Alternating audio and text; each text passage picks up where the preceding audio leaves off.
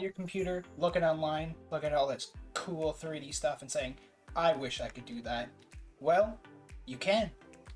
And with these simple tricks in Blender, you're going to be able to make whatever you want. Right when you open up Blender, you're going to get something that looks like this. It's going to open up, you're going to have the splash screen, and you're going to have some options here. If you're opening it for the first time, there might be a couple options down here that's going to ask you what type of controls you want. Let's just go with the Blender ones. So you can either click New File here, or you could just click off of it, and we have our default starting scene. At first, things can be intimidating, but I promise you, it is a lot easier than it looks. With some practice, it's all going to be easy. So orbiting in Blender, it's pretty easy. Middle mouse will let you move the camera around. And that's orbiting in your 3D space. If you have shift and then middle mouse, you can pan the camera, you can move it wherever you want. And then just scrolling up and down will let you zoom in and zoom out. Also, by pressing the period button by default, you could focus in on an object. Okay, so now for some basic controls. To move an object, what we're going to do is we're going to hit G. And that's just going to let us move it everywhere in the scene. But it's kind of hard to control when you're just hitting G. So if I want to move it along a specific axis, we're just going to hit G, and then we're going to choose the axis we want to move it along. So let's say we want to move it along this green line. That green line is the Y-axis. So on our keyboard, if I hit G and then Y, you can see there's this extra line that goes along the Y-axis, and that's the only direction I can move it in. I can't move it up, I can't move it down, only along the Y.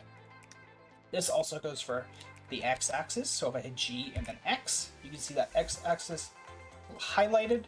Now we're only moving along the X-axis.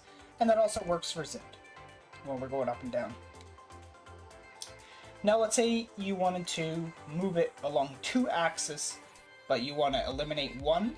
If I hit that G button one more time and then hit Shift, and let's say I do not want it to go up and down, but I want it to move flat along the Y and the X axis, I can just hit Shift and then Z to eliminate that height.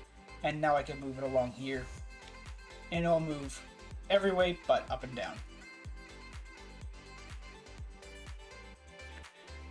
Alright, the next step is, how do I do anything to this cube? What you're going to want to do is we have to go into edit mode.